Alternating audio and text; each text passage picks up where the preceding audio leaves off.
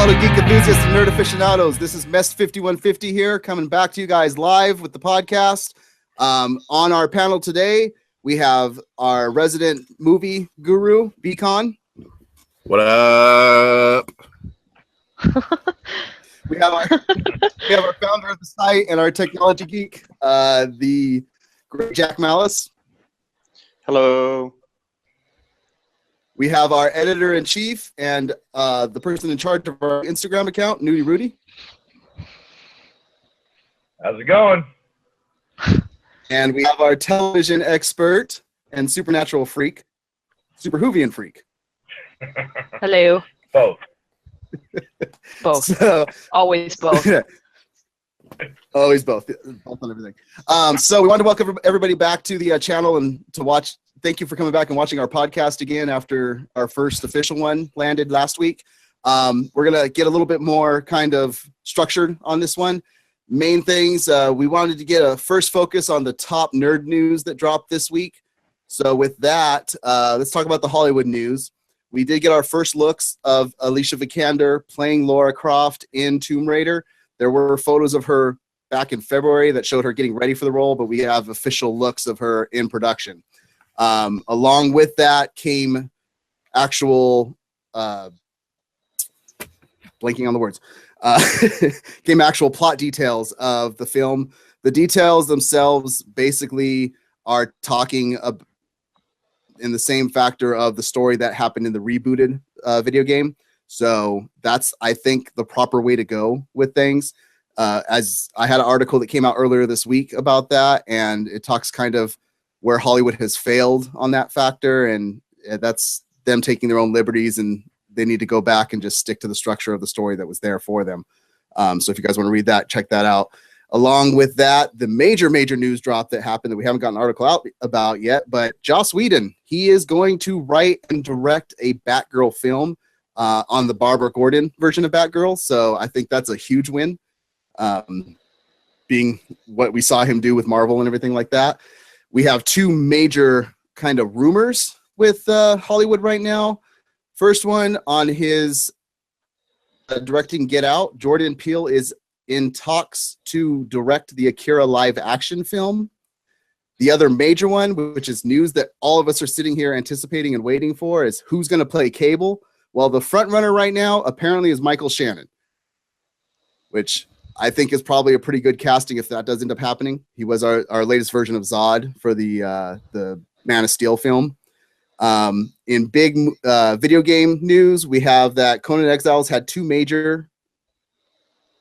First one being that you can now dye your armor and your items. So that's going to help out with raids. It's going to help you know who's kind of who on the battlefield so that you're not killing each other. Along with that, we have new weapons, new armor. They released the Trebuchet, which is a big weapon.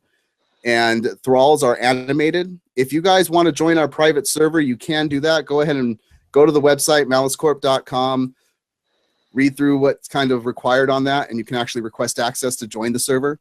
And on the tech news, we got that the spacecraft Juno is actually starting its 5th pass around Jupiter. So amazing photos have come out of that. We've also gotten some new news on some of the things going on with Jupiter.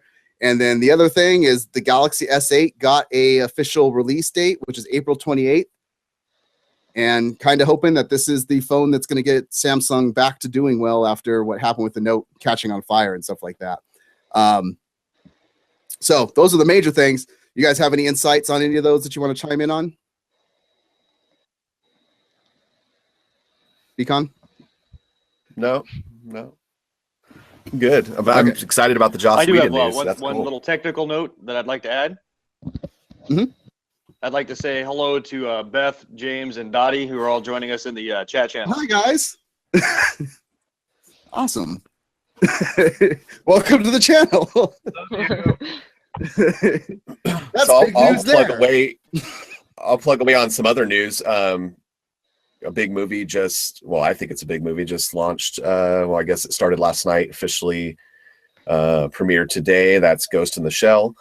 Those of you who are familiar with the 1995 anime or the previous manga version, I'm a huge fan. I remember watching it as a young teenager in 1995 and just being enthralled by really the philosophy that's behind what it means to be human. And that's kind of the deep trend in that entire series, whether it's the comic or the anime or this new film. So go check it out. I watched it this morning. It's fantastic. I'll tell you, it's getting a lot of bad pub right now, and a lot of people just criticizing it for not kind of sticking to the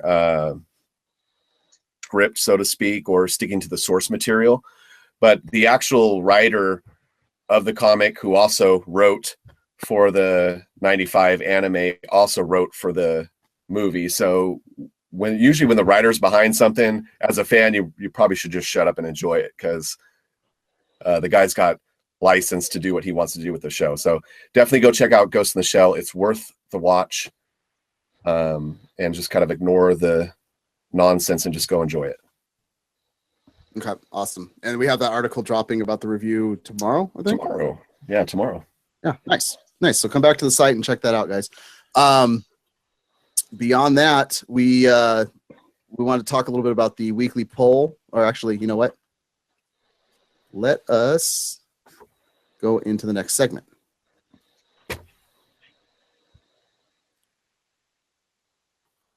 Okay, so the next segment is about the poll. We do have a weekly poll that we do on the website.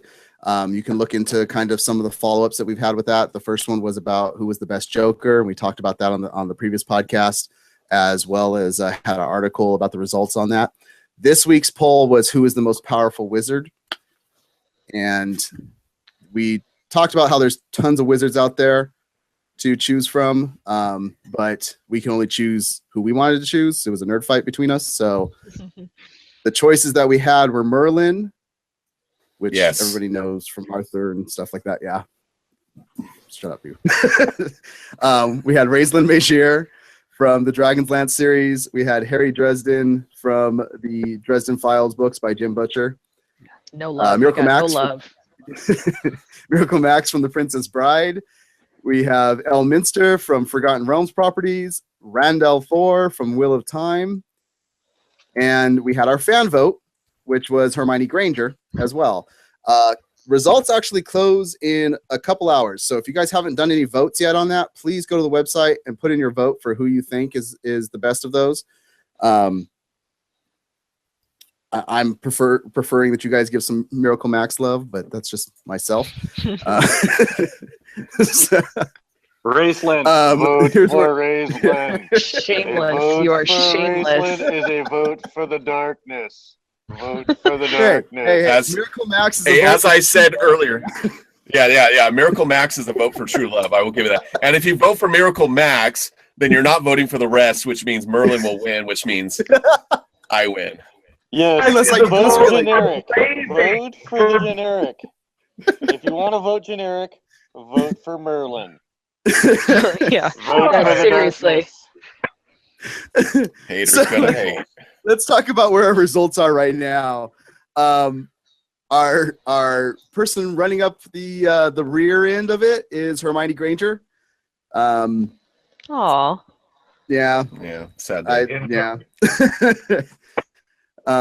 The number 2 is Randall Thor, and I think it's been commented that it's just people don't want to read a 16,000 page epic to get to know who that is anymore.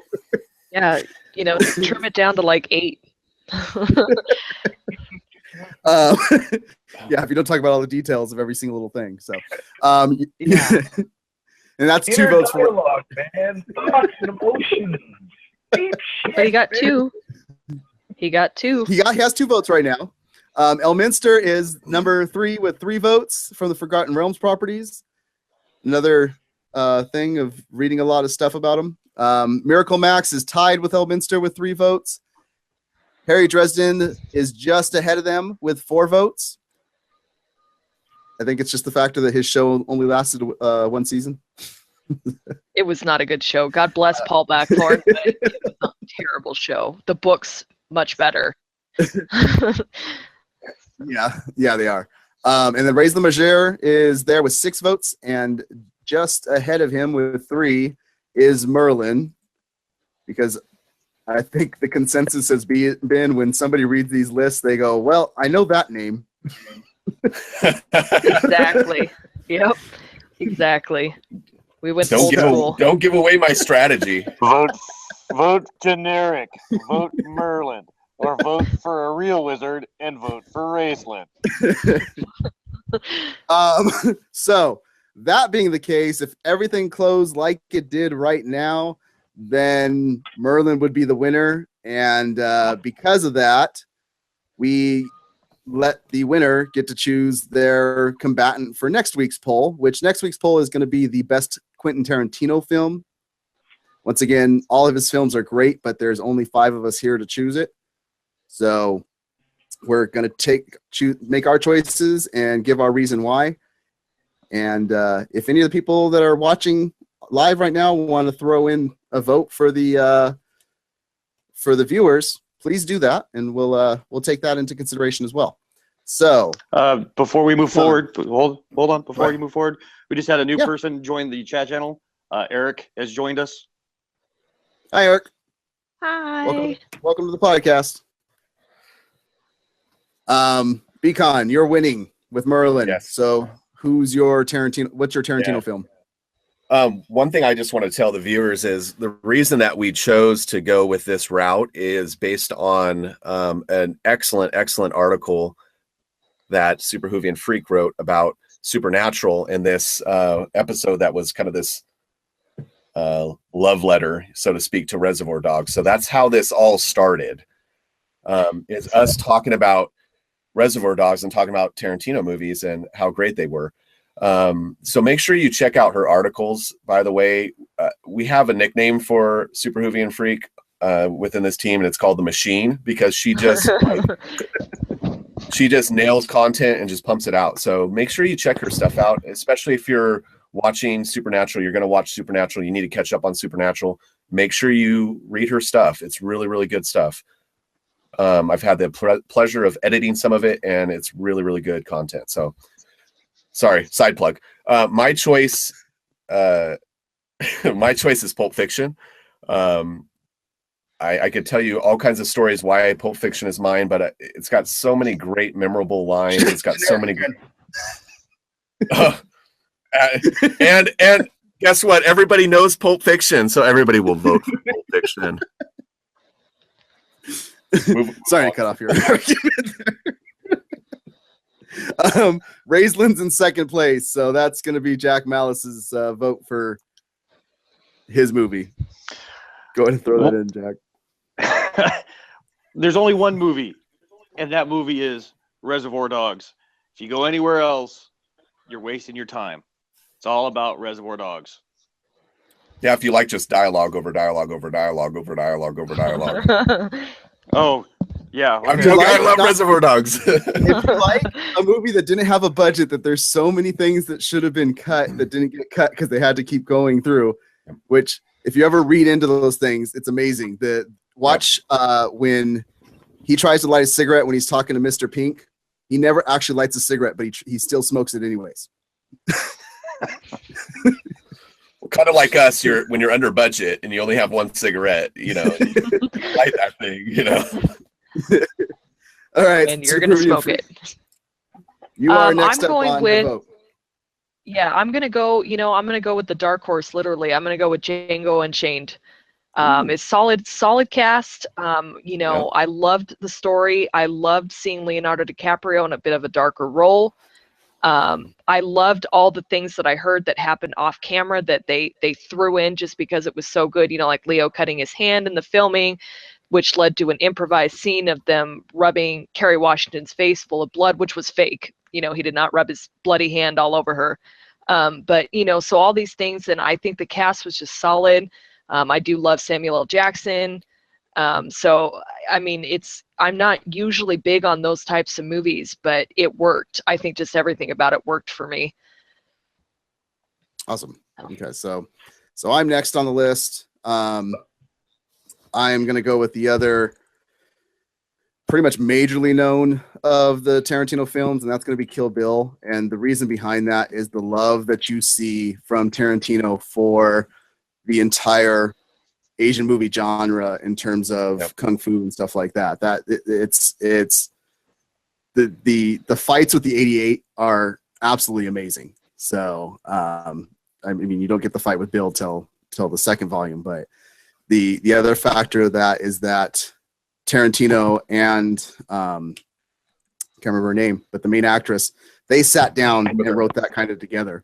So it was an endeavor of love from both of them because they were both really invested. And plus, there's a lot more coming with that because they're still having plans to have the film where the daughter of the girl that she kills come after her 10 years later, and that's coming up soon. So that's my vote. Didn't know that. We'll see if it happens. I mean, they had the vote to Tarantino had plans to have the brothers movie for the longest time, but now they're too old that he can't have Travolta and Marsden do the two brothers, the Vega brother movie. Eric wants you to know that it's Uma Thurman. So Uma Thurman, thank you. I've been at a convention all day long, and my brain is kind of mush right now. So I appreciate. It would that. have to be to forget Uma Thurman. True. Nudie, your vote. Well, first I have to say, man, 1, 2, or both. Be specific, dude. One. I'll take one. Okay. One's my favorite of them. And after that, I'll move on to. I'm gonna come a little out of left field because pretty much the good classics that I consider have been taken for one. But because I actually truly enjoyed this movie, I'm gonna go with a Quentin Tarantino presents The Man with the Iron Fist. Oh, nice. I know technically it's not a Tarantino film, but he promoted it. It was directed by RZA, written by RZA and Roth. I get it, but you know, it's a solid kung fu flick. I really enjoyed it. I honestly did. It's back to that love of the whole kung fu genre that Tarantino absolutely loves. Yeah, it was well done for what it was, and there's honestly been a strong love and connection between the hip hop and kung fu community, which, you know, the Wu-Tang has definitely been a very large part of, and who doesn't love all that? Come on, I'm down. So that's my vote. Awesome. Okay, so we got all of our votes in there. There's other things to choose from. Jack, did anybody chime in on a vote that they want to give from the audience? Not yet, but maybe we'll get one in a minute or two. I'll keep asking. We'll see what happens. Yeah, if you guys have an idea. No Inglourious Bastards love? Come on. Yeah, I mean. Hey, I'm surprised not one of you guys picked Sin City. Or Sin City, yeah. We got Death Proof from Beth. Ooh. What was? Death Proof. Well, we'll put that in. I love of the two films or that series, Death Proof by far is I like Robert Rodriguez, but I love Death Proof much more. Yeah, well, since he's the first one to chime in, I think we should add that. We should add that to the okay. list. So the audience vote is going to be Death Proof. So thank you for that. So we got 6 on there. So we got Pulp Fiction, Reservoir Dogs, Django Unchained, Kill Bill Volume 1, Man with the Iron Fist, and Death Proof. So guys, the poll will start on Sunday. Go to the website, put in your vote for who you think which movie is the best one. Share it with your friends, have them come vote too, and then we will discuss the results and who's the bigger nerd on the panel. Beth says she's choosing it because she loves the music. The music is awesome. The music is good. That's actually it's a good reason to pick it. Because it was. I like Kurt Russell in that film, so I think he's awesome in it. But with that, we're gonna move on to the next segment.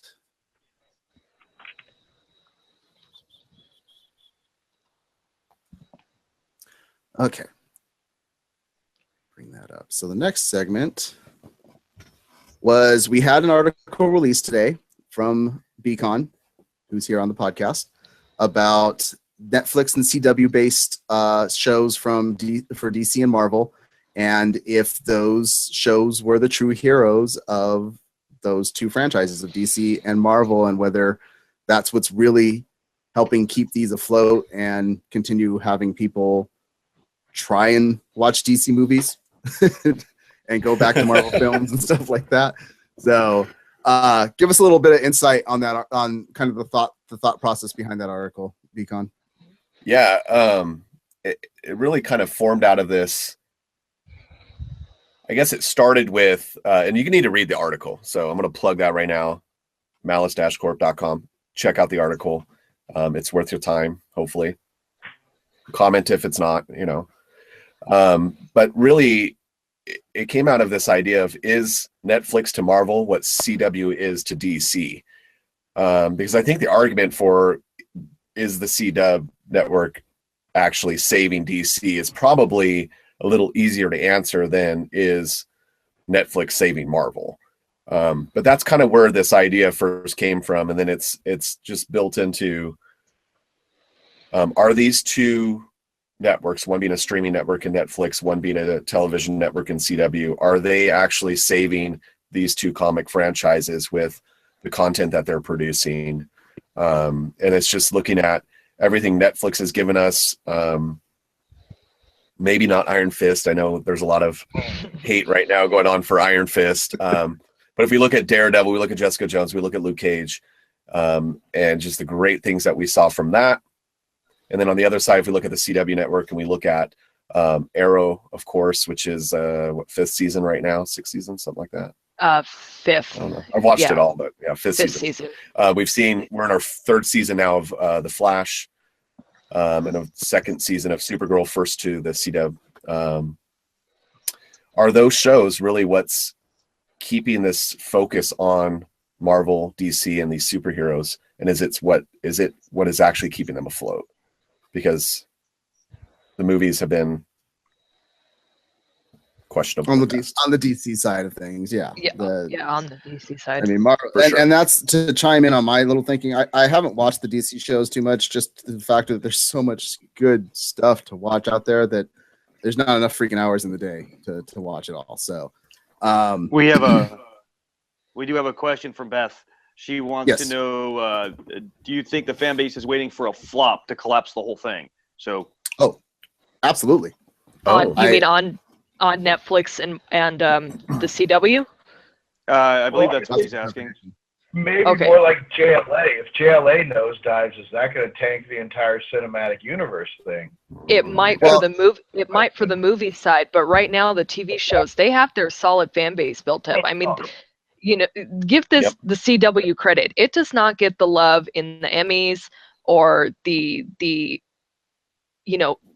that the big networks like the CBS and the ABC. But when you become a fan of CW, you are that fan, and your loyalty. Look at Supernatural, 12 years from a fan base that does span like to 16 million when you go worldwide and count everyone, but not everyone gets to stream Supernatural. They have to find it online. So when you're watching it, you're only getting about 1.5 million viewers. That would get you kicked off CBS. That would get you kicked off ABC. That's not going to get you kicked off the CW. So you've got your fan base, and those fans are loyal. I mean, we stuck with Arrow season 4, which literally made me want to stick my head in a vat of acid if I never had to watch another episode of Arrow again. But if you can stick through that crap, that you're gonna stick with the movie flops, at least in my opinion. Yeah, if you can put up with Damien Dark for an entire season, I mean, come on. Seriously. I don't know if it would, if the movies so much would have the entire thing cave in, just because not everybody has the money to go and spend to go watch the movies. They wait till they come out, and that's what's happened. I haven't watched it yet, but Superman versus Batman, the director's cut that came out on DVD is supposed to be far superior to what was actually released in the theater, and people actually liked the movie based off of the director's cut. Not 100% more, but and we talked about that a little bit, which is, why does DC keep doing this? Why does DC keep making these movies and then releasing director's cuts that are far better than the actual movie that they put in the theater? Like, when are they going to get a clue that maybe you should just release the movie as you filmed it? Mm-hmm. Mm-hmm. Yeah. Well, it's that factor of taking. Go ahead. Well, I was going to just to state the obvious. I think there's a very strong argument that yes, the CW is keeping the DC universe afloat. Great quality, better than the cinematic universe for sure. And with Marvel, honestly, The cinematic universe is stunningly stellar, doesn't need any help. And not only do they have a great backup in Netflix, but you even have solid crossover with Agents of S.H.I.E.L.D. So Marvel doesn't need any help in either camp, the other side. So nothing personal, but Marvel fanboys, like, we're solid. Yeah. Can I interject? I know I'm supposed to be doing tech stuff, but I have to tell you that The Flash on the CW is one of my favorite shows. Yeah. And I love it. I love that show. I mean, and I love when they do the crossovers with Green Arrow and everything. It got a little rough. It got a little rough in season 2, and the beginning of season 3 with the Flashpoint, but it's picked up. Oh, I love Flashpoint. Bringing in Tom I Felton. loved it. No, I didn't. How do you not love Flashpoint? It's okay, one of the greatest. It's a great comic book series. It's great. No, I love it. I meant the angsty fallout, the teenage. Yeah, I'm nerding out. The nerd rage is coming. Okay, you guys misunderstand me. I don't have a problem with Flashpoint. I have a problem with the angsty, everyone fighting nonsense that just went on too long. That's where it got rough. Not the fallout from the Flashpoint, not the new universe, not the decisions that they have to make and the consequences. That was great. It was, Cisco and Barry fighting over nothing. Caitlin emoing over Cisco and then them, and it was just like, oh my God, just get on from that, please. Just get on with that. That was what drove me nuts. And I'm with you, but when we look back at that, that's what's really brought us to, in my opinion, how much we love these characters, because it may have sucked, but it's those first really few episodes developed those characters and the connection that they have so much more. And you talk about Iris West being Barry's, lightning rod, which is, all throughout the comics. That wasn't developed until really till the end of second season. Right. No, it wasn't. Coming into the third now, where you're like, and bringing in Tom Felton was fantastic. I love Tom Felton so much. We have a comment. Whoa. We have a comment from James. He's chiming in on good this. Break. Yeah. Thanks. James is commenting. He basically saying he thinks that the DC and the CW is quite immature when they're compared to Netflix and the Marvel. Oh, and right now, he only feels that the redeeming shows that are on the CW are Supernatural, Arrow, and sometimes The Flash. While Marvel is hyped up crazily. So we should ask him then, what did he think of Iron Fist, and throw that out there, because that seems to be getting, like we said, a lot of hate. And so, and I wonder if it's that dark angle, though. When you look at Marvel, the Marvel Netflix series have all had kind of that dark tint to them. You know what I mean? It's violent, right? It's very violent. It's compelling, and Arrow's a lot like that too. I mean, the dude kills that way. Yeah. I mean, he's a stinking murderer. Let's be honest. I mean, what's left out of this conversation as well is my favorite DC show. Granted, it's not word for word towards the comics and stuff like that. It's taking its own liberties on things. Is Gotham, and it's not cornball. It's not cornball at all. Gotham. That's a good one too. That's a good one. We talked a little bit about that last week. Yeah, I mean the James Gordon Alfred story basically is what I like to call it. I mean, and the character development of the villains, and you see like Jerome. I mean, come on, everybody loves Jerome who's watched Gotham. You're like, yes, that's a young Joker right there. But when you say, is it saving? Look at what happens every time that a show is popular and a character is popular. So like you said, Flash being one of the ones that people love. The uproar was JLA happened and people wanted that actor to play Flash, not somebody else. Yeah. Go back to years before when they were trying to get Superman made again. When they were getting in that development, they wanted Smallville. They wanted him to take on the role of Superman because people loved Smallville. So when a show is popular and it's actually, I think for DC, the shows do help the structure. I think that does keep people coming back to try and see stuff. But I think Marvel, not so much, due to the factor that when you watch the Netflix shows, they say little things that happened in the movies, but they don't straight out say that particular character, stuff like that. Like they talk about the Battle of New York from Avengers, and that's all they say, the Battle of New York. Mm-hmm.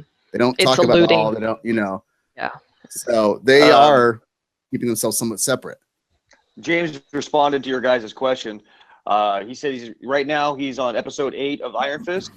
Okay, good. The start was really rough for him. Yeah. However, he says the story is based largely on a character that nobody knew about and nobody knows. Exactly. He wants to binge the rest of the shows tonight, but it's Do it. improving. He's After this, he's saying that after episode 8, it's getting a lot more entertaining and engaging. Yes. 9, 10, 11, 12, 13 are the best part of that entire series. See, And myself beyond that, personally, you've gotten I that can't. far, I push on. won't give a show that leniency where it can go 2/3 of the season and be bad, and I have to wait till the last. Yeah. Is it James? James, make sure you check out last week's podcast because we actually have a really good conversation, in-depth conversation about Iron Fist. And if you didn't get a chance to watch it last week, definitely watch it. And you'll kind of get everybody's take on all things Iron Fist. And if you're worried about seeing 2 hours, it's closer to the beginning of the podcast. And as one small aside, I think it is hugely ironic that Aquaman is likely to be the saving grace of all the jail. Like, it's not. It's because it's Khal Drogo, man. Straight up, I completely acknowledge that. But still. I Beth still feels, like casting of Flash personally. So Beth feels that the comic movie TV is coming to a saturation point. it is. So, It absolutely is. That's something. That's a discussion that's been happening by major news groups for the last 2 years. Of is it almost time for comic books that they're not going to be as successful anymore? Look at San Diego Comic-Con. The last 3 years ago, it was amazing to see all these big stars and come for all the shows and stuff. And then 2 years ago, Marvel had a panel where they just said, this is the new movie coming out, this is the new movie coming out, this is the new movie coming out, and didn't really bring anybody out because it doesn't have it. It's even losing it at San Diego Comic-Con, where that's the huge point of it. They came back pretty big with it this last year, but we'll see what happens this year coming around, where it just doesn't seem as amazing anymore in the Hall H presentations. So she also feels that Jason, I can't ever say his name. Momoa, it has wonky eyebrows. He does Don't know have exactly. Don't know what that means, but they're very prominent. So, maybe that's I what would she's have talking put out of about. bed for eating crackers. But you know what? If that's his biggest flaw, I think the man is lucky. I mean, And Super Hoovian's freak like- swoons again. Yeah. Which I guess means that's our time to move on to the next point of this. So yeah, go read the article, throw in some comments on the article, and let us know what you think please. about the stuff and everything. Let us know what you thought of our takes on it. If you think we're in the right, if you think that we're completely come out of left field or something like that. Yeah. So, but with that, we'll move on to one of our last segments of the day.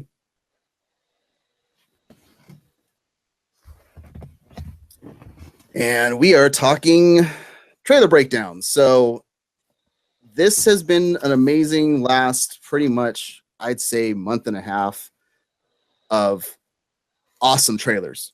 Awesome trailers coming out. Now, the movies attached to them, not always so awesome, but that means somebody knows how to do their job to make the trailer at least look really good. So this week we got 3 big nerd trailer drops. First being, we got Spider-Man Homecoming, the second trailer for that, which looks astounding in my opinion, but we'll get to that in a second. We also got the It trailer. So a lot of people have been waiting for that. A little spooky over there. Yesterday we got the War for the Planet of the Apes second trailer. So I think we all watched them. I'll chime in first on it. Spider-Man, I think in all honesty, this looks like it could be the best Spider-Man, and that's hard for. I love Spider-Man 2 with Alfred Molina as Doc Ock. I think that's one of the best superhero films ever made. Yeah, it was really good. Yeah, and to say that with seeing just the trailer bits of this, but the way that they have Spider-Man written, the way that the actor is portraying him, the interaction between him and Robert Downey Jr. for Tony Stark. I mean, they're pulling some more implements from Civil War into there with the connection that they started having, talking about that Tony made the suit for him. I mean, even the suit that you see him wear that's kind of his own, it looks more like the Scarlet Spider, which is kind of funny. So, little hood and stuff like that. Which maybe that means they may go towards the clones at some point. I hope to God they don't ever touch on that story again. We had to live through it once before in the comics. But yeah, action-wise, I think it looks amazing. I think the story looks driven. What do you guys think? I think the actor looks amazing, and I was a huge Tobey Maguire fan. So until the third one, right? Don't you shake your head at me. He was good till the third one. It was, well, the third one was just a mess from start to finish, and that was a hot mess. I mean, you didn't like the emo dancing? I did not like Venom. I thought Venom was absolutely terrible. Mary Jane and Kirsten Dunst, who played her, she was just useless. She was just a lump of flesh on the screen. But I think that this looks really good. The dialogue looks great. The scenes with him and Tony, like you said, were fantastic. And so there's something about this kid that just pulls you in. I don't know what it is. He did it in Civil War too. It was probably my favorite thing. And him and Ant-Man. And I know a lot of people hate Ant-Man, but I thought Paul Rudd was really solid as Ant-Man. I love Paul Rudd. And I love Paul Rudd. And so I thought the two of them were I don't great. think it was so much the actor that was the problem with Ant-Man. It was the it story. was a script. It was a script. It was the a little script. Well, and it was the director cutting out halfway through and then them having a switch. I mean, there was a lot going on with that movie. Yeah. But Paul Rudd was solid. Fault. So I liked that. And so I'm looking forward to it, because after I hated the ones with what's his face and what's her Gwen Stacy, and I love Gwen Stacy. I love the characters, but it did not work for me in any way, shape, or form. Those last two movies that came out, or last movie, I don't even remember if they made the second one or not. It was horrible. So I'm looking for this to be the redemption. Okay. So I have a question. We know that the Vulture's in it. Did you see the dude with the that punched with the electricity? Was that Shocker? Did they sneak Shocker into the trailer? Because that's what I'm thinking. They might have. They might have. Well, yeah, maybe. Did you see? It was a really quick little glimpse. He just. I thought I thought it was just a segue to the next part, but you could be right. Yeah. Someone's laughing. Because we're sneaking Shockers into the.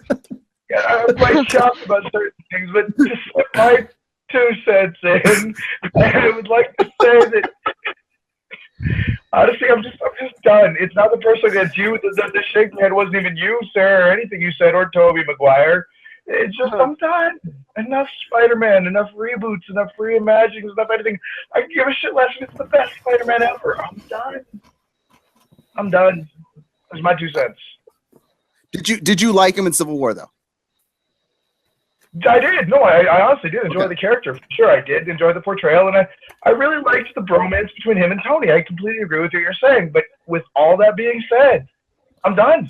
So you're just gonna wait. You're saying you're not gonna go out to go see it if it comes to you, and then, yeah. Pretty much. Yeah. Okay.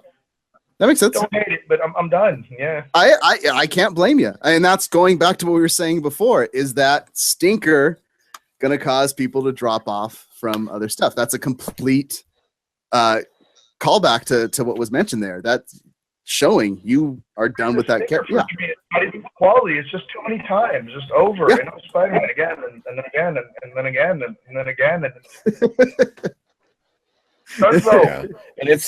And it's sad because I think all of us as comic nerds, we love Spider-Man. I mean, and to see what's happened to that franchise has just been, you know, to go reboot. Well, the thing is, so I'm praying, like, please let this be the one, you know, let this be the one that sticks and gains traction. So, well, the first version of Spider-Man, good movie. It looked like Power Rangers talking when Green Goblin and him talked. That's the only thing that I had a big issue with, but it was a good movie. The second one, far superior, great movie. The third one, they involved. It didn't let the director do what he needed to do. He didn't want to have Venom in it yet, but they said we need to have Venom. He's too popular of a character, which pushed in another character while he's trying to finish that arc with the Green Goblin, and then have Sandman in there, and then shove Venom in there, and Sam Raimi said, "Okay, I'll make it," but that's it. Well, you forgot about Sandman. They even threw Sandman in there. Yeah, right. But Sandman looked. That beautiful scenes we've ever seen in the film is when he's they were great. But again, it was so much shoved into one movie that it was. They should have just not overkill. had Venom.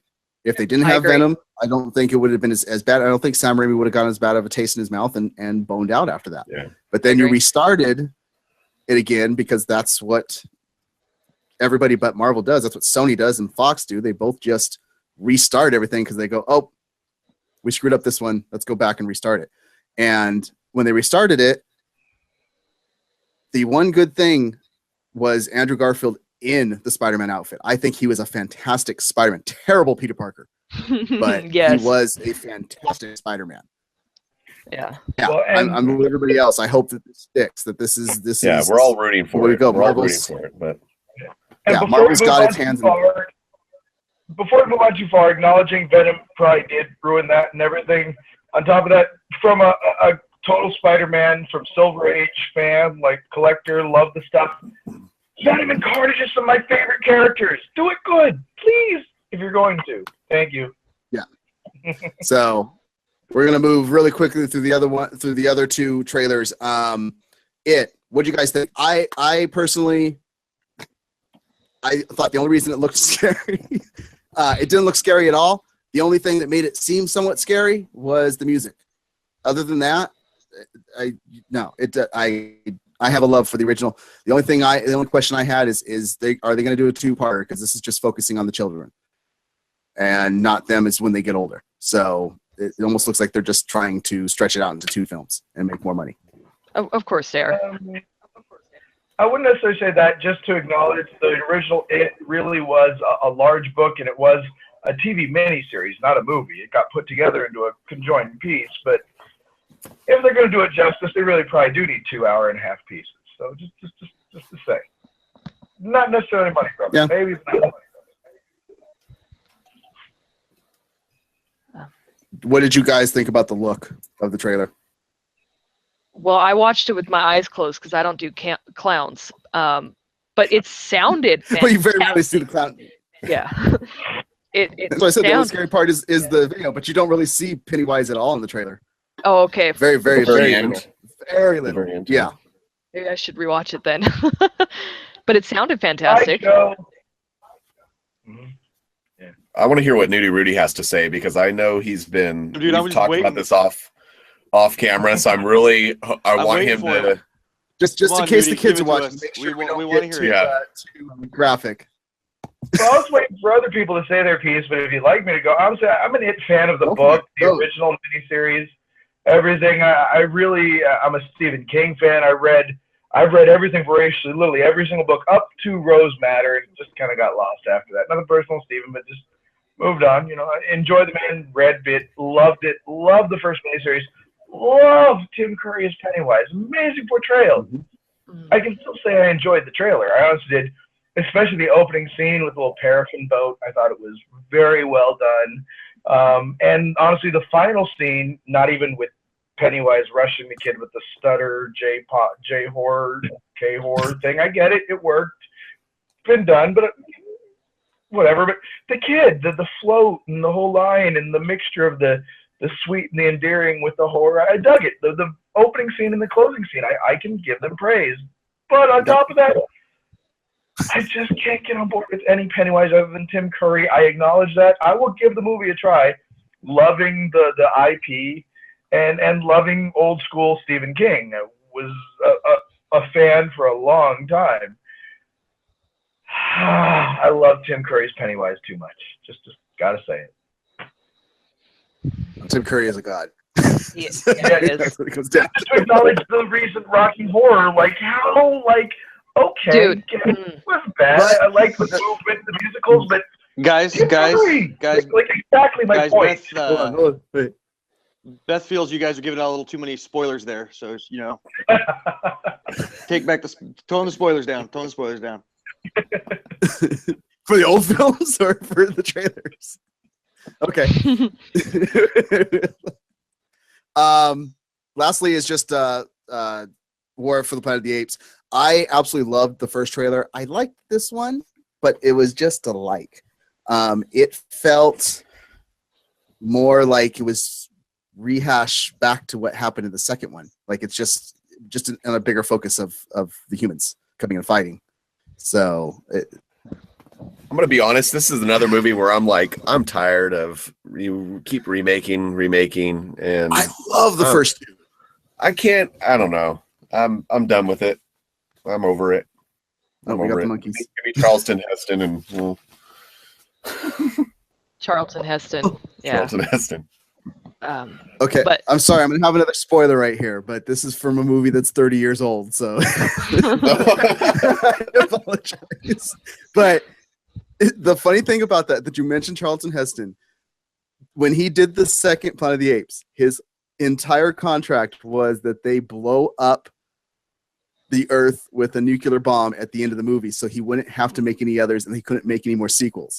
And that's where the time travel came in, and they learned. Yeah. So yeah, they to get things done. Always figure a way to retcon. This new series. I love this new series. I love that Woody Harrelson's in it, and I think that's going to be awesome.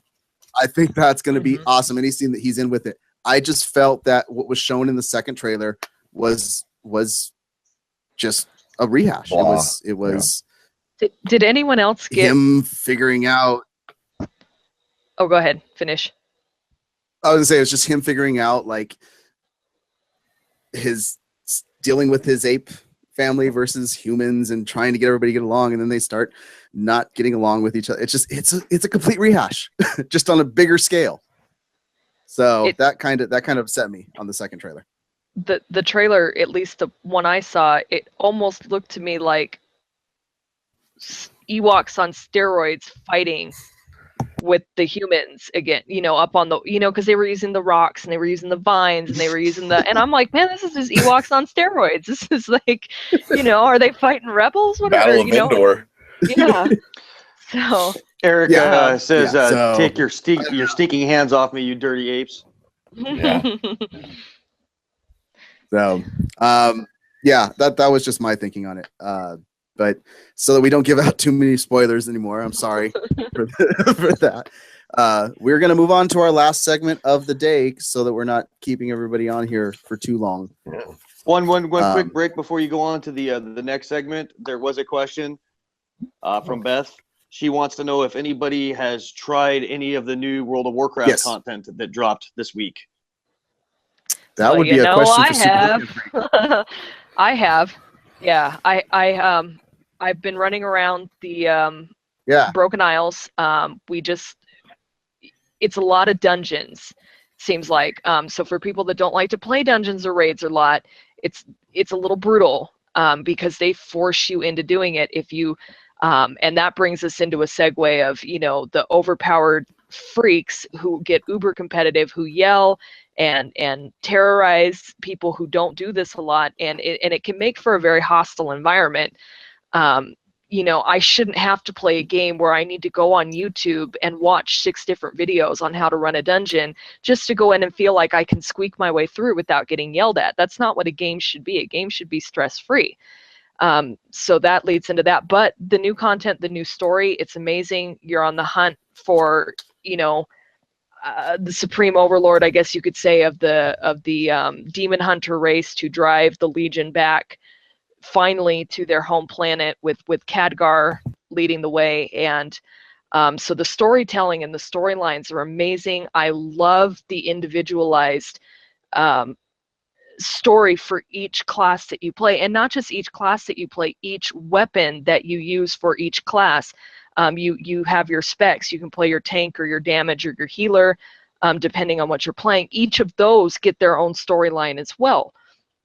And so the amount of thought that went into this is ridiculous, to make a personalized story for each category of that you can play, and think that you had to do both Horde and Alliance. It's not the same for both sides. Yes, the stories intertwine, but it is completely different. So you're seeing the same story from 2 completely different viewpoints. One where, obviously it's a Horde, so they're supposed to be bad. They think they betrayed the Alliance, when in reality they were just cut off and had to retreat, or it was bye-bye Horde, completely wiped out the Horde if they didn't retreat and did the strategic retreat. So now they're hated on one side even more than they were before. And so I have to play it through more on the Horde side. I've been mostly focusing on the Alliance and on my Paladin, running it up. But the Horde side looks really interesting to play through as well. So that's the best thing from the new content, is just seeing the story and the devastation that erupts all over, from Azeroth to the starting planet of the Draenei to the monks, and the monk temple getting obliterated and having to be driven out and having to find new refuge, and all your favorite characters from the original, a lot of them, at the very beginning. And so, so it is really interesting to see that personally. It makes you want to play new classes and not just focus on one tune, because you want to see, okay, well, what's this like for the rogue, and what's this like for the warlock, and what's this like for the mage, just to see how it's different. So, what it sounds like comments to me, I'm from hearing... the chat room here. Robert, who just joined us, he's chiming in a little bit on the last segment. He wants to just say that he thinks that the next Planet of the Apes will be amazing, and he's excited to see how mankind actually falls to the apes. Yeah, once again, I love the series, so I'm hoping. And then we got Beth. You rock, Robert. Giving her love for her main, her Huntard, and she's talking about how awesome the artifact upgrades are now. And then James is commenting about how Shaman has been gone from the middle of the pack in DPS down to the bottom, and what it boils down to is the Shamans are getting hit really hard, becoming extremely gear dependent. Yes. And if you don't have the eye level to back them up, they're not going to put out any damage. So they pretty much nerfed the Shamans in... They nerfed the Shamans for the damage output in the Legion raids. Yes, I will agree with that. But they make some fantastic healers, at least that I've played through with dungeons. I've played with some amazing Shaman healers, but not a lot of people, they want to do the DPS and I will be fair, the DPS get yelled at the least for the most part. I actually refuse to tank anymore Legion raids now, because I am just tired of poopy heads yelling at me 24/7, do this, do that. Everybody wants you to run it their way. And it's like, I don't know your way. I know my way. And my way usually gets pretty darn good results, and in my opinion, when you have 2 tanks and the tanks are the ones that hold all the aggro, you kind of want to follow their lead if it's getting results. And if it's not getting results, that's different. But I'm just so tired of getting yelled at that I actually run through now as a DPS on raids, because I just go in with the 25 others that are DPSs and I get lost in the shuffle, and it's beautiful. Awesome. So, well, what it sounds like to me, I don't know if everybody else is hearing it, but we did say the machine. So it sounds like the machine has another article idea. Yes. So kind of give us some follow up to the new update and everything like that. So yeah, if it's brand new, absolutely. Next week. James is contradicting you, saying that not really contradicting you, but he's that their raid group loves their tanks and their healers, and he's singing their praise right now. Where are you? I need to find you. I need to find you in World of Warcraft. Seriously. Because we get it. I run with some rough people sometimes, and it is just like, brutal. And then they're always use and speak. It's like they're speaking Greek. I'm like, dude, I know most of the shorthand and things like that, but they come up with new ones and they keep yelling crackle at me. Like, why aren't you crackling? And I'm like, I don't know what crackle is. What is crackle? Like, do you want me to snap, crackle, pop? I'll snap, crackle, pop. And then they never explain. It's like, I don't know what you mean. Just speak English to me, so. Well, apparently James sounds like he knows what he's talking about. So yeah, James says he's playing on the U.S. Lightbringer Alliance side. There you go. And Eternal Sanctum, I think that's what that says. Eternal Sanctum. That's his guild name, I take it. Yep, I would think that's what it is. That's funny. And then Robert, I think he's talking about me as saying the nerd is strong in this one. Yeah. No, I don't think he's talking about you. He's talking about Super Movie and Freak. Oh, yeah. That could be. Yeah. So, all right. So that we don't go way too long, we have one last segment that we are going to talk about. So let's get on to that. And like I said, all day long was at a convention. I was at WonderCon, John. So my first convention for the year. Convention season has officially started for us. So kind of wanted to have some, give a little insights of how it went and stuff like that. I will say this, for anybody that is going to WonderCon tomorrow, if you have not gotten your badges yet, get there super early, because every time I go to the Anaheim Convention Center, I don't understand it, but for some reason they are not prepared and the line takes forever for ends up coming to San Diego Comic-Con and stuff like that. We were in line till 1:30 today or 2 o'clock. No, we didn't get done with our badges till 2 o'clock. We got there at 11:30 and the con actually started at noon, and that's just it was ridiculous for how long it took to actually get into the convention. So if you're going tomorrow, I know it starts at 10. I would say you're probably going to want to get in line at least probably around 7 or 8. The one lucky thing is anybody that's gotten 3-day badges already or had badges for just Friday and Saturday have already picked them up probably. So that should cut down on the line some, but even after I got in there was still a ton of people. But you kind of, I know you had some questions, BCON. Yeah. So I'm going to do just a little interview here with Mr. Mest. So tell us, what was your favorite panel that you saw today? Well, the thing about it is WonderCon is not much of a panel con. That's what Comic-Con's really for. So we actually went into 2 panels today. Both of them were good. The best one was the Goldbergs panel. We went to the Goldbergs panel. I love that show. The cast on that show is fantastic. And you got 2 really big comedic actors in that panel, and that was Wendy McClendon-Covey, who's from Reno 911, plays the mother on Goldbergs, and I'm blanking on names again. The father from Goldbergs that was also on Curb Your Enthusiasm were part of the panel, but the writers, Adam Goldberg, who the show is kind of based off of his life, he was there and present, and it just made it a little bit more fun. Kevin Who moderated that one? Yeah, that was the awesome thing. So Kevin's not coming to WonderCon to do anything. He has his panel that he does at San Diego Comic-Con, but he doesn't have anything else lined up for WonderCon. So he was just there to moderate that panel.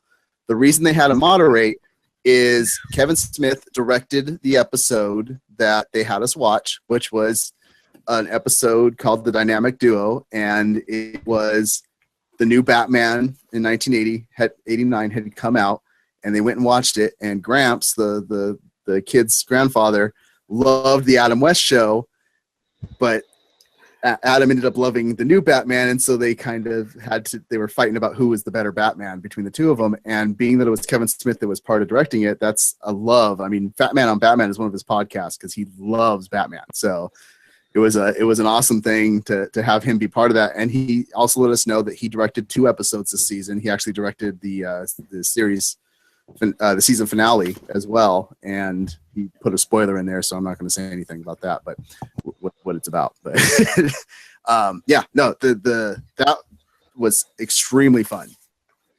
So cool. That was my favorite. Very cool. So the next question for you is what I know you talked about. Well, first of all, you have an article. So if you are planning on going to WonderCon, you need to read that article because it covers parking, food, panels, everything. So make sure you go to malicecorp.com and I want to reiterate on that that article. One quick thing. I talked about the lineup times on that today because I think of how long it took for people to get in. The lines were not bad to actually get into panels. Now tomorrow's sold out. So nice. The times that I put on there are probably a little bit more accurate, but what should people look for though on Saturday and Sunday if they're going to be going? Major. What's the hot thing? Well, the hot thing is going to be Warner Brothers has their panel on Saturday, so that's the big movie studio panel. It's going to be in the arena. What's nice with the arena is if you've ever been to San Diego Comic-Con, Hall H holds about 7,500 people. The arena's holds quite a bit more, so it's a lot easier to get people in there. So as long as you line up, I'd say about an hour to an hour and a half early, you should get in there. The only thing that we know of right now that will probably be part of it is, I can't remember the name of that, the movie with the doll that was kind of alive, not Chucky. But was that the one that the Walking Dead girl was in? Emily, I think is the name. The cast members for the sequel of it are there on Saturday, so we know that they're going to be there for the Warner Brothers panel. They did say that there's going to be talk on DC properties and Warner Brothers properties, so I've never seen them bring something big to WonderCon for the DC universe yet. But maybe something Wonder Woman might be there. They're really pushing Wonder Woman in the DC booth and stuff like that, so there might be something. Awesome. Yeah. But that's the big panel to see. All right, last question for you of the evening. The one that I know Jack Malice is most interested in. And if you, hopefully you get onto our Instagram so you can see all the wonderful pictures that have been posted from WonderCon today. But what was the best cosplay that you saw today? So, wow, God. WonderCon. Yeah. Well, this is the thing. There was a lot of great pictures. There was a lot of really good cosplay because this is the thing with WonderCon. WonderCon is a much better cosplay con than like Comic-Con. I put WonderCon on the same level as like Anime Expo, where cosplay is a big focus of it. So San Diego Comic-Con has fantastic cosplay due to the fact that there's just so many stinking people there. So by law of averages, you're going to get some amazing ones. WonderCon, the cosplayers hang out in front of the convention center, like all in a group all day long. So it's a get together to just cosplay. Tomorrow is the masquerade. So there's going to be amazing cosplays tomorrow. Some really, really good stuff. That's definitely, you want to go to the masquerade. That's from 8 to 11 in the arena. But today, there was a girl that unfortunately I wasn't able to get a picture of her because she was being followed around by a floor manager, so she wouldn't get hounded too much. But she's one of the professional cosplayers. So everybody was asking her what she was going to be wearing tomorrow and talking to her about that stuff and everything. So she had a steampunk Slave Leia outfit that was freaking awesome. Yeah. Amongst the pictures that we got, I think my favorite group cosplay was you had Harley Quinn, I think Poison Ivy, and I can't remember, but they had a Batman that they were kind of holding Harley Quinn's bat to and stuff, and he was down with his. But they as a group, they were really, really good. Cool. So, awesome. Couple comments from the chat room here. We got Dottie Distortion, who we all know who that is. Wants to comment on the fact that bronies, the brony panels, are the most important panels at all the conventions. Good Lord. Now, no. I will say, I haven't gotten this picture. I don't think I got this to you yet because I got it on video. I got a Rainbow Dash Ghostbusters girl doing cosplay, which I think was freaking awesome. she had like the rainbow hair, but was dressed up like a Ghostbuster. Her name tag said R dash on it instead of. Then we have a comment from Beth. She says sometimes at the cons it's a cosplay war between authenticity and boobs, unfortunately. Yeah, and that's why I like WonderCon, because you will get some of those like non-authenticity, but WonderCon has a lot more on the cosplay from the people attending. It's that you don't get as much, like, it's the time to get really skimpy clothing, Halloween costume type of things. So I didn't see. So that was kind of surprising. Honestly, and the last comment we're going to take from the chat channel is from James. He says that steampunk slave Leia, that's treading a real fine line. That may be too many themes there. Well, everything runs into steampunk for some reason. That's what's is that if you want to cosplay it, you can steampunk it, and I don't always go with that, but that's unfortunately everything is made steampunk nowadays. You'll find it's kind of like Rule 63, where for every cosplayer there's an equal female version of that cosplay or male version of that cosplay, because everybody's swapping roles on that. Which the funny thing about that was I saw a cosplay for the newest Final Fantasy that all the male characters were the girls of the group, and the chick that is from the fuel station was a dude walking around with the skimpy shorts. And so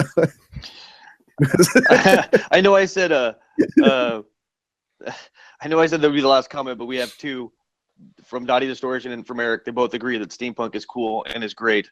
They like their steampunk. Steampunk is always right. And then, of course, Robert's trying to get me to ground my daughter. So that's going on in the chat channel as well. Okay. Hey, speaking of real quick plug, speaking of steampunk, Malice, didn't you just write an article that dropped today for a concert that's happening tomorrow?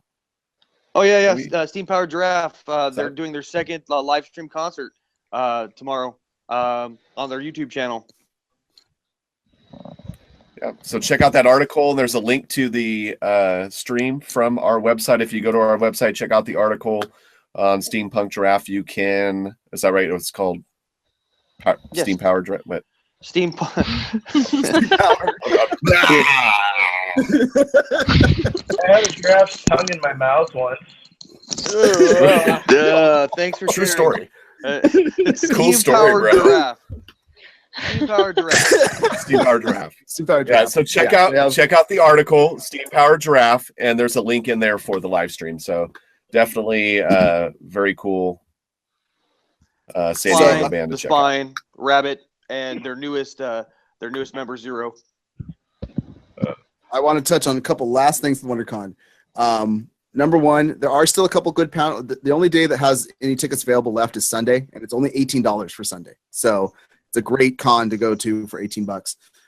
There are still two decent good panels, two shows that I absolutely love. Lucifer and Gotham both have a panel on that day. So $18 to sit down with some of the cast and watch them talk about stuff that, I think that's well worth it. But it's a great, you can get everything on the floor done in a day, so you won't feel like you're losing out on anything if you go on Sunday. So that's the other thing. The last thing is there are great smaller things in different companies to follow at WonderCon. We have learned about this artist from other people, and we've bought a lot of his prints. But Patrick Ballesteros, which we went and bought 3 of his prints, he does where he takes like little kid versions of people. So like this is all the different versions of Harley riding around on a bike, but it's called 25-cent adventures type of stuff. So really, really cool stuff. Han and Leia. I mean, That is cool. And there's his stuff is not expensive whatsoever. This is the best one. It's Barb from Stranger Things. Nice. Very nice. And of course, the title of it is Too Soon. So Aw. I Yeah, actually kind of like that one. The other thing, my wife loves Bob's Burger, and Todd Land partners up with Bob's Burger. We were not able to get to New York Comic Con because we can't get out there, but they had their shirts from New York Comic Con. I don't know if you guys can see this, but it's got the I Heart New York burger on the shirt. Nice. So they still had some of those left. I absolutely love a booth that's called Hero Complex. If you love posters, the one of the major posters companies is links later, but they're at Comic Con and they have San Diego Comic Con, and they have like exclusives there. Hero Complex has been trying to get into San Diego Comic Con. It's a 2-year waiting list to get in there, and they make fantastic art. And I wish them luck every single year. But because I have so many posters from them already, I have an amazing silver drawn Aliens poster, and a Empire Strikes Back poster where it's the silhouettes of Darth and Luke fighting with dots behind him and stuff. I love their work. I don't have the space for them. So what I did was they did have a pin, and it's Kanata's jacket from Akira. And it was only $10, but I mean, go support these guys. The artists, if you like their art, absolutely buy the art there, because the artists come to the booth and they will sign your stuff for free. They'll even tell you, hey, this artist is going to be here later. Do you want to pick it up tomorrow or something like that, so they can sign it for you? And so yeah, just a couple shout outs that I wanted to do to some of the things. If you're looking for free swag, always go to DC's booth. DC will just hand out tons and tons of comics and posters and all that type of stuff. Go to Loot Crate. Let them know if you actually are a looter, and they'll give you a patch to say thank you. People like free stuff. I mean, there was a Captain Underpants booth where you took a picture with Captain Underpants and you got a poster of the movie and some glasses to put on that are rainbow. So yeah, have fun at it. It's only $18 to go on Sunday. So if you haven't gotten tickets, go check it out. I think that's it for our segments. So yeah, we kind of just want to close out. Mess, you want to give us out our Twitter, Facebook? Well, that's what I get to. If you like this stuff, guys, let me say first and foremost, on the video, there's a little subscribe button down there. Click on subscribe. That way you'll know whenever we do new videos, when we're going live. Hit like, share us with everybody. I actually had a video come out, I think, earlier today to say thank you to everybody that has supported us. Go watch that and let us know what you think on it. Our podcast, our main focus is the website. That's where all our content comes from that we kind of talk about on here and stuff. So the website's malicecorp.com, but there's a hyphen in the middle there. I think there's links to that as well on this channel. But yeah, go check out the website. Let us know what you think. Put in some comments on the articles. It's free to subscribe. Definitely vote on the poll. Tell other people to vote on the poll. We have our Facebook page, which is facebook.com at Jack.Malice.Corp. We have changed our Twitter. So if you watch that video and I said Jack Malice was the Twitter handle, it is not. The Twitter handle is now just at MaliceCorp. And we have a Instagram now, as of officially today. So the Instagram is it Malice-Corp? I got that right? Who knows? It could be. It's Malice_Corp. Underscore. Okay. I wrote a little dash here. I thought it was a hyphen. So the Instagram is Malice_Corp. Yeah. And thanks to all our watchers and for watching and giving us questions. It was a lot of fun to have that participation along the way as well. So we thank you for listening and for watching. And if you enjoy watching our ugly mugs and hearing our voices talk and laugh, come back next week. We're going to be doing this weekly, and we'll have a new poll for you, and we'll have more information. We know for one, we are going to be talking about that WoW update because we have our WoW player that's going to let us know more. You're going to start trying that Horde stuff out, you said, right? Yes, I'll go. Yeah, I will play the Horde side. So a little tag for next week. We'll have some discussion about the Horde gameplay. I'm getting I got one more comment. I'm getting harassed and harangued in the chat channel. Dottie Distortion wants to know if West will take her to Comic-Con with him. Does she have a member ID? No, she does not. And Robert says and I can't. Robert says she can't go because she's grounded. Oh. That's funny. I love it. I love the fact that people are grounding my daughter. That's the last plug. I'm glad you guys brought that up. Last plug. The general sale for. I've lost it. You've got it. You got this. Okay. General sale for Comic-Con. General sale for Comic-Con is this upcoming Saturday, not tomorrow, the 8th. So I sent out a article that came out earlier this week where I said that it's probably going to be the 8th, and I nailed that one. So the 8th is when the general sale is. If you have a member ID, good luck. Make sure that you are grouped up with as many people as you know to try and get tickets, because it's a lot easier when you have a whole group doing it.